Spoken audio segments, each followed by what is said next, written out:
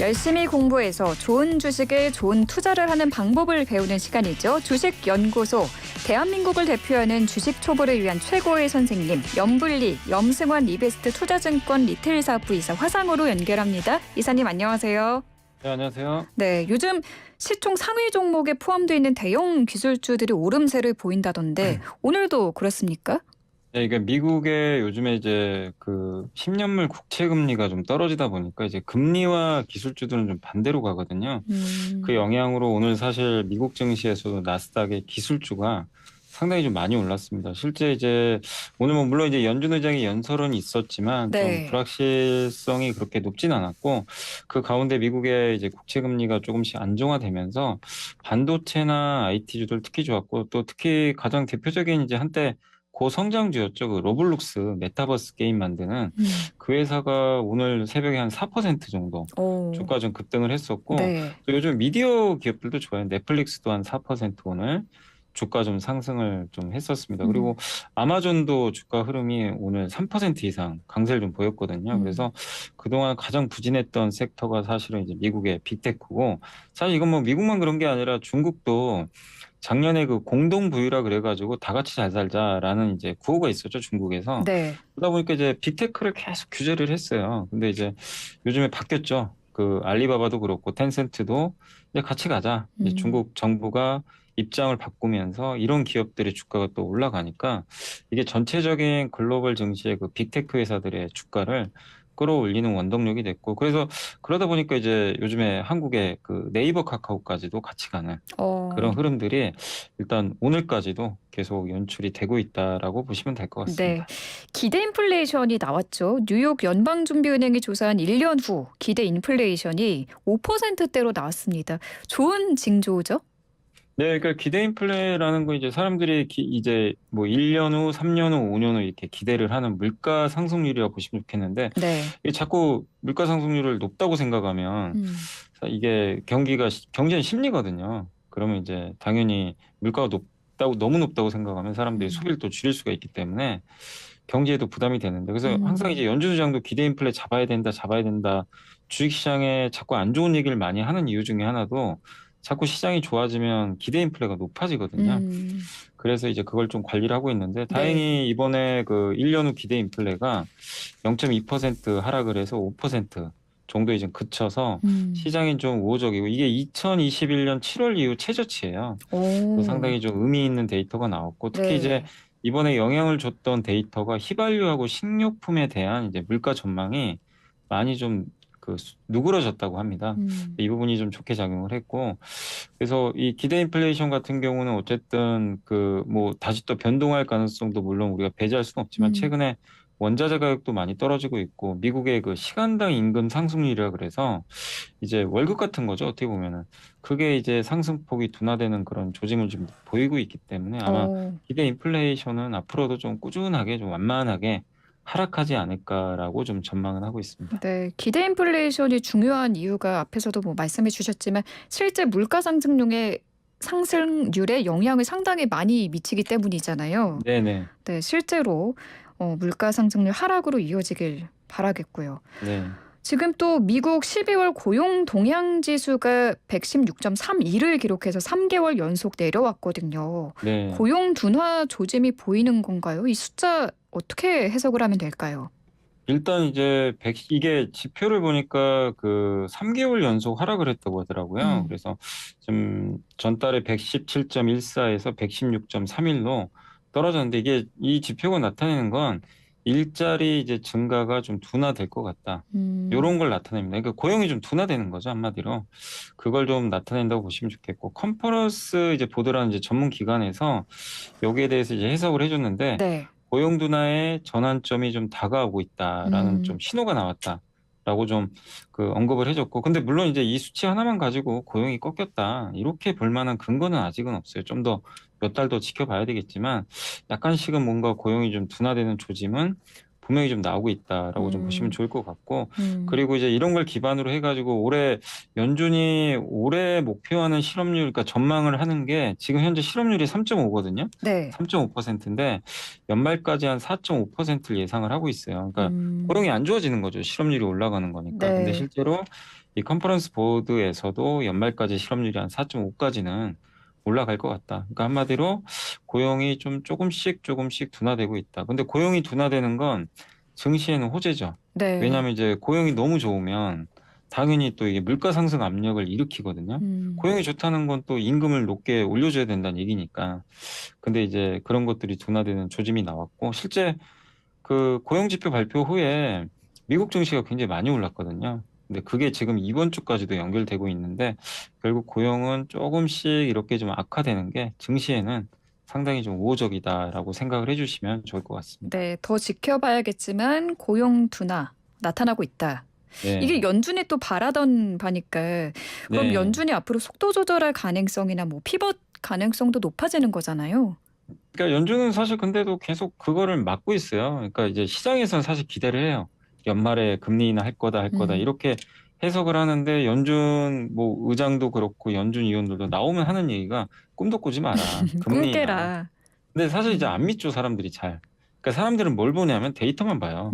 연준 음. 의장의 말보다 데이터가 저렇게 꺾이기 시작하는데, 이미 물가 꺾였고, 그다음 시간당 임금 상승률도 꺾이기 시작했고, 이번에 네. ISM 서비스업 지수도 꺾였거든요. 이게 음. 50 이하로 가면 침체인데, 네. 미국은 서비스업 지수가 50 이하로 간 적이 거의 없어요. 역사상 이번이 네 번째거든요.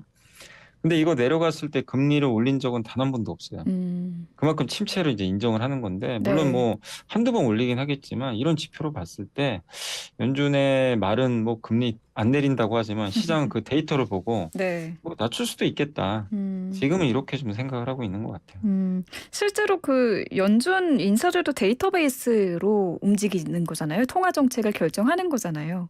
그죠. 근데 음. 이제 그 연준 말을 이제 우리는 믿었지만, 사실 네. 아시겠지만 2년 전에도 물가 상승 일시적이라고 했는데 음. 다 틀려버렸잖아요, 작년에. 그래서 연준 신뢰가 많이 떨어진 건 사실이고, 네. 그러니까 사람들도 연준 말을 어쨌든 믿긴 믿죠. 신뢰는 하는데 음. 그 말을 고지고지로 믿는 게 아니라 데이터를 해석을 해요. 하고 의도까지 파악을 하는 거죠. 근데 음. 지금 시장이 생각하는 건 연준이 좀 의도적으로 주식시장 좀 오르는 걸 원치는 않아요. 너무 오르면 또 물가에 영향을 주니까. 네. 그리고 지금 금리 인하 기대감을 아예 차단을 해놓는 게 좋죠. 음. 그래야 나중에 금리 인하 했을 때 또 효과가 생기거든요. 음.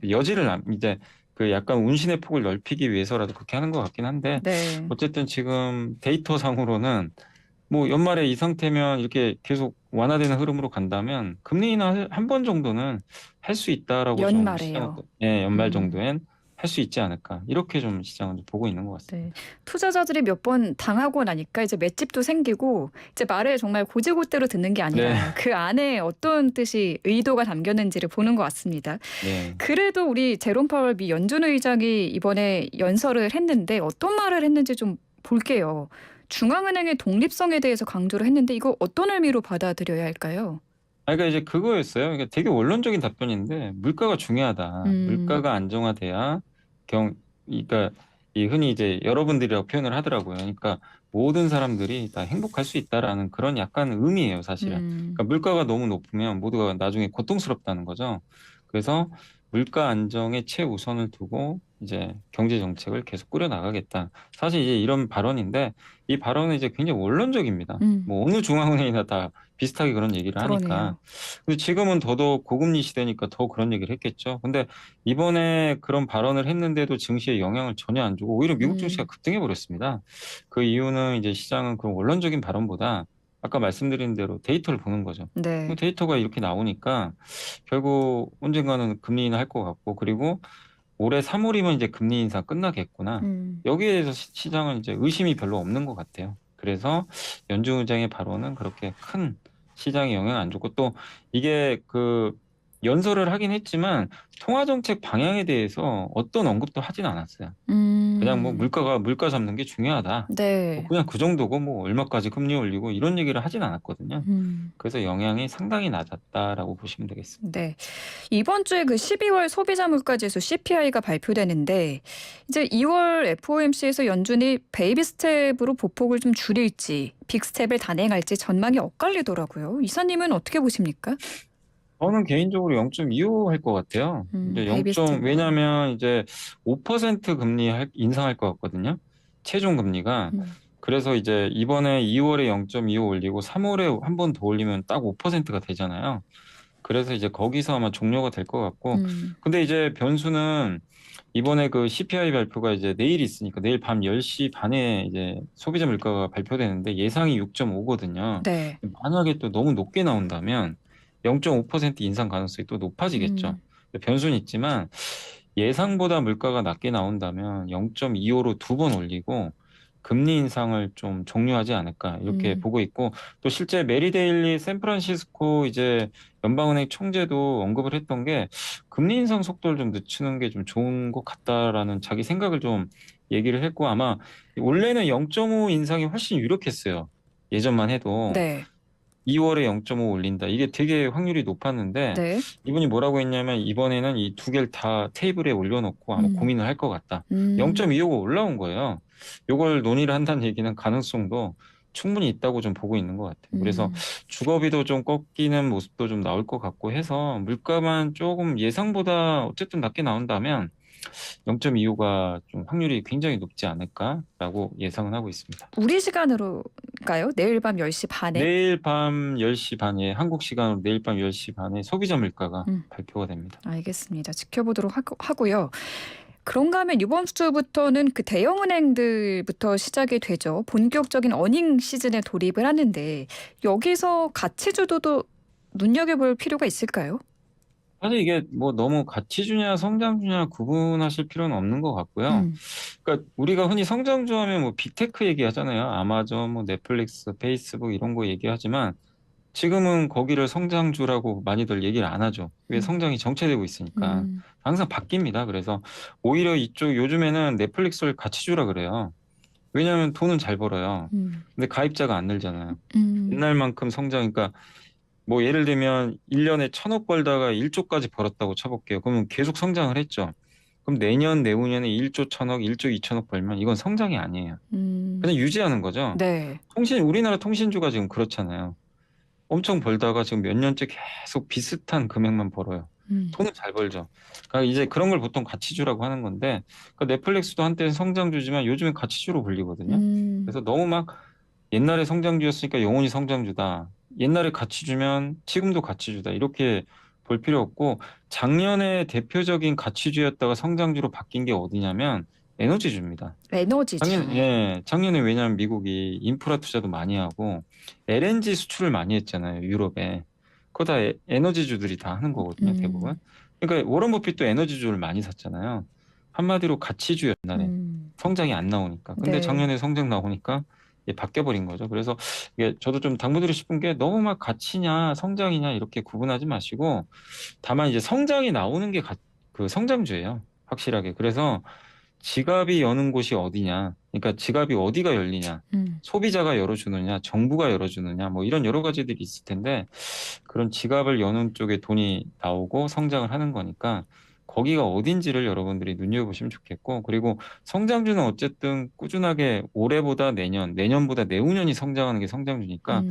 그렇게 보시면 되겠고, 가치주는 성장보다 이제 돈은 잘 버는데 좀 정체된 산업. 근데 음. 이런 산업을 보실 때는 주주 환원을 많이 해주는지를 보시면 좋아요. 왜냐하면 성장이 막히니까 번 돈 가지고 그럼 주주들한테 나눠주면 좋잖아요. 음. 그래서 가치주들은 그런 면에서 한번 주주 배당이나 자사주 매입 소각 이런 걸 많이 하는 기업인지 한번 눈여겨보시고 한번 관심을 가져보는 게 더 낫지 않나. 그래서 어닝 시즌에서 뭐 가치주냐 성장주냐, 저는 뭐 그런 거 너무 음. 구분할 필요는 없다라고 말씀을 드리겠습니다. 알겠습니다.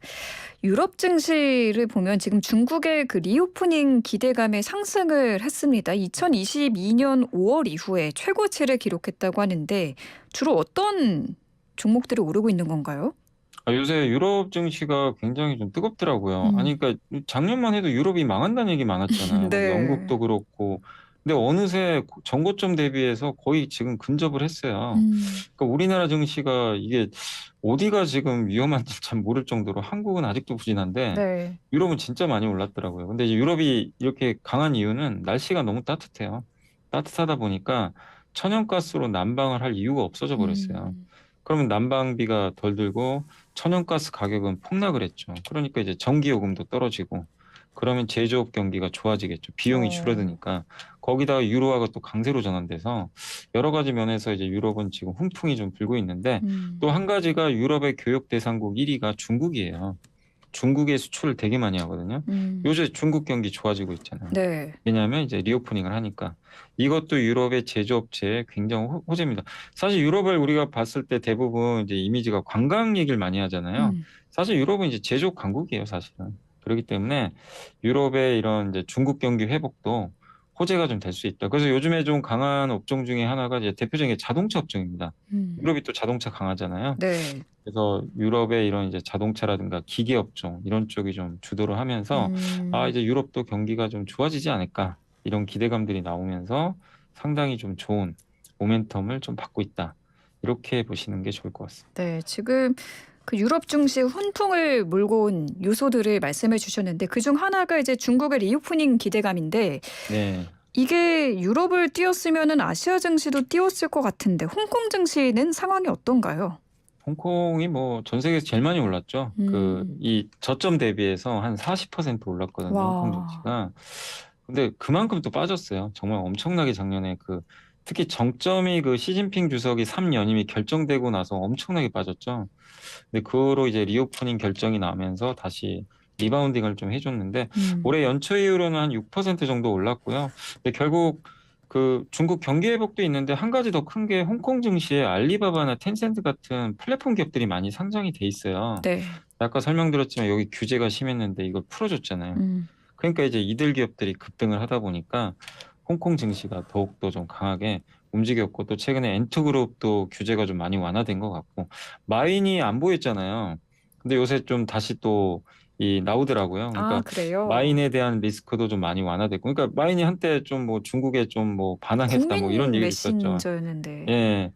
근데 이제 알리바바 관련해서 리스크가 좀 컸는데 그때 음. 이제 규제를 되게 심하게 했죠, 사실은. 근데 이제 이런 것들을 풀어준다는 건 홍콩 증시한테는 상당히 우호적일 수밖에 없다. 그래서 골드만삭스가 최근에 알리바바를 강력 매수로 올렸대요, 투자 의견을. 음. 그래서 지금 현재 중국 증시는 여전히 분위기가 괜찮다라고 보시면 되겠습니다. 네. 알리바바, 텐센트에 대한 규제가 풀리면서 홍콩 증시 훈풍이 불고 있다라고 말씀해 주셨고 한국 증시는 상황이 어떤가요? 우리나라 증시도 뭐 엄청 급등까지는 아니더라도 되게 분위기가 요즘에 좋습니다. 지금 좋죠. 지난주 월화만 빼곤 지금 계속 대부분 오르고 있고요. 음. 그리고 지금 사실 외국인들이 좀 주식을 최근에 좀 사고 있어요. 그러니까 지난 3년간 60조 팔았거든요. 우리 한국을. 엄청나게 팔았는데 음.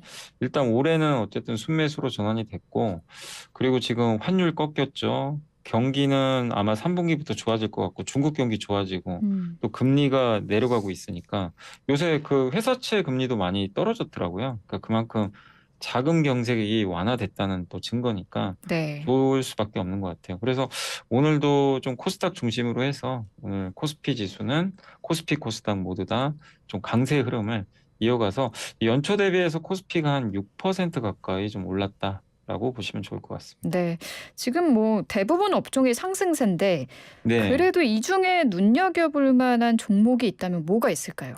그러니까 이거는 뭐 투자하시라는 얘기가 아니라 요즘에 제일 뜨거운 섹터가 어디냐면 로봇이에요, 로봇. 로봇이요. 왜냐하면 그 삼성전자가 레인보우 로보틱스라는 그 중소기업 하나 있거든요. 음. 협동 로봇 있죠. 뭐 여러분들 그 요새 카페나 이런 데 가면 무인 카페도 있는데 거기서 이제 커피 따라주잖아요. 만들고 그렇더라고요. 거의 협동 로봇이라고 하는데 이제 그런 거 만드는 회사거든요. 그 회사 지분을 한 10% 확보를 해버린 거예요. 그러니까 음. 뭐냐면 삼성이 이제 로봇에 뛰어드는구나. 음. 지분 인수까지 할 정도로. 그래서 요즘에 이 로봇 관련주들이 상당히 좀 세고 근데 저는 이제 개인적으로 좀 올랐으니까 지금 투자하기 좀 늦었고요. 음. 저는 계속 좀 긍정적으로 보는 게 못 오른 기업에서 좀 기회를 찾아봐야 될 것 같아요. 그래서 저도 이게 계속 이게 돌려보거든요. 뭐가 안 음. 갔나 보니까 지금 아직까지 지금 못 오른 이제 가장 대표적인 섹터는 어디냐면 자동차입니다. 자동차. 자동차 여전히 좀 부진하고 음. 정말 좀 부진하고 그리고 타이어 쪽 있죠. 타이어도 굉장히 주가가 못 올랐어요. 근데 타이어는 음. 유럽 비중이 높은데 그쪽도 괜찮아 보이고 그다음에 조선업종. 음. 조선주가 지난해 상반기 좋았다가 안 좋았거든요, 하반기에. 그래서 이런 업종들은 뭐 좋고 음. 나쁘고보다도 굉장히 지금 주가가 소외받았으니까 한번 네. 관심 가져볼 만하다라고 알겠습니다. 말씀드리겠습니다. 네. 오늘 말씀 감사합니다. 네, 감사합니다. 지금까지 염승환 이베스트 투자증권 리테일 사업부 이사와 함께했습니다.